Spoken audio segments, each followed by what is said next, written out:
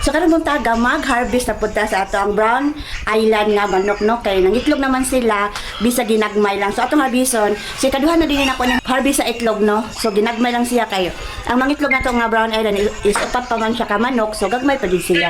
So katong niagi nag-harvest kog upat ka itlog. So karon tan-aw na to karong buntaga kung pilang atong ma-harvest.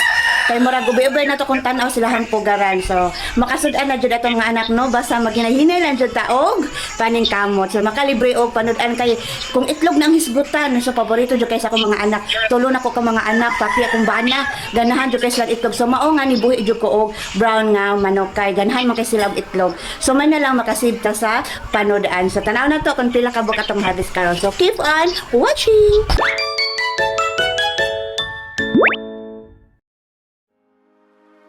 Brown Island nga mga manok. So ayan, piton sila kabuok no, so wala pa ni 2 months, tanawa. And then, karon mag-harvest na sa itlog sa to ang Brown Island no. Ayan, so naiusa diri akong gilain kay sobra na magud ang laki nila. So ayan, kay nang itlog naman ni diri nga side sa ato na siyang kuhaon. Ayan, kay murag ilang giithan. So, yan, sulod ta sa kuan cage or purong sa manok. Atong lakat kay magawas. Okay.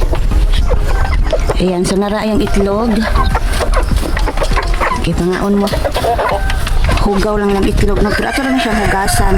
So tanaw na to og pila ka buok ilahang itlog dire. Ayan. Cute lang. Ayan. 1 2 3 4 5 6 7 8 9 10. So 10 ka buok nga nag-harvest na ko og unom nya muna akong gipasok sa mga bata. So karon natay tin sa aton siya hugasan kay hugaw man ako sa itaktak nilang ko ang kay na may iti itaktak. So gagmay pa kay ni sila kung gipalit no mga wala pa siya buwan. So karon pila pa lang siya ka buwan ayan naka-harvest na ta no. So mo nigingon nila kung meron kang tinani, meron ka rin aanihin. So kung meron kang inaalagaan, meron ka rin makukuha. So agis ako mga agis ako kay magawa sa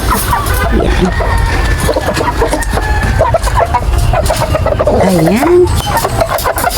So kato na nasa to yung mga laki dito hapit na sa namuan na maabot sa to atong kananan no.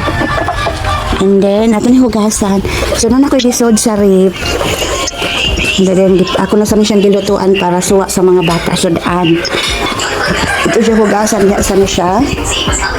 And then ako'y gisod sa rip. Nay dako kayo na.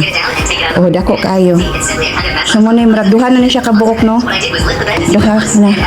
Cute mo na yung uban. Siya rin pinakadako. So may masuwa na dyan ang mga bata. Mga kasisikoy ko mo nitong harvest karon ako na ni siyang hugasan no. Bali ang akong nakuha karon is na po ka itlog so 10 pieces ka egg sa atong Brown Island. So katong una naka-harvest ko og upat no. So mao ni siya gihinay na muna akong gipasuwa sa mga bata. So nakalibre jud ka no. So sunod pohon og katong usa na sa ka eggs mangitong sa tumabay-ubay na jud. So thank you for watching mga kasisikoy ko.